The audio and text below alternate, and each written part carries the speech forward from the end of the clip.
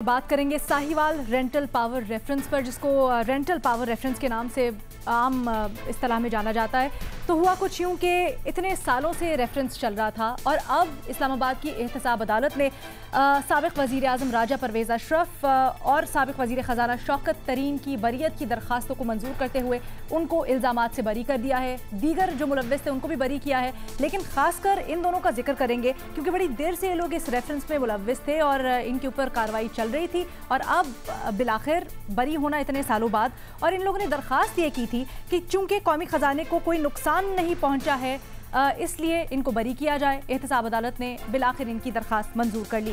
अब यहाँ पर सवाल ये आता है कि इतने साल ये रेफरेंस चला, जो बदनामी हुई, जो साख को नुकसान पहुंचा इसमें मुलव्विस तमाम अफराद की, उनका अजाला कैसे होगा, क्या मुमकिन भी है? तो हम अपने एनालिस्ट के सामने सवाल ये रख रहे हैं कि राजा परवेज़ अशरफ की सालों तक की बदनामी का जिम्मेदार कौन है? ओपन ऑप्शन है सबके पास। मज़हर अब्बास साहब, एक अरसे से अफसोस के साथ बड़ा कहना पड़ रहा है, लेकिन राजा साहब के नाम के साथ रेंटल लगा दिया गया और किस तरह से वो इस्तेमाल हुआ। अब जब वो इल्ज़ामात से बरी हो गए हैं तो कौन कौन अजाला करेगा? क्या इसका अजाला हो भी सकता है?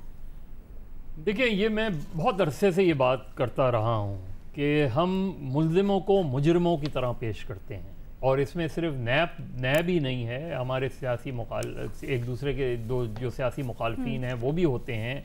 फिर मीडिया में इस तरह केस प्रेजेंट किया जाता है जैसे हम ही वकील हैं, हम ही प्रोसिक्यूटर हैं और हम ही जज हैं और हम जजमेंट भी दे देते हैं।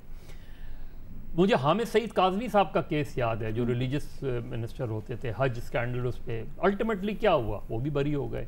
अब उसमें दो चीज़ें होती हैं, या मुकदमा गलत था या मुकदमा गलत बनाया गया या मुकदमा गलत चलाया गया, लेकिन हर दो सूरतों में अल्टीमेट तो कोर्ट ने ही फैसला करना होता है। चाहे वो नैब ने गलत प्रेजेंट किया हो, प्रोसिक्यूटर्स गलत हों, केस गलत बनाया गया हो, लेकिन at the end of the day जो शख्स बरी हुआ है वो उसके जो वो पीरियड है जिस पीरियड में हमने उनको इन खिताबात से नवाजा, और अभी मुझे नहीं पता कि ये केस और आगे अपील के मरहले में जा सकता है, हो सकता है कि नैब इसके खिलाफ अपील कर दे, आई डोंट नो।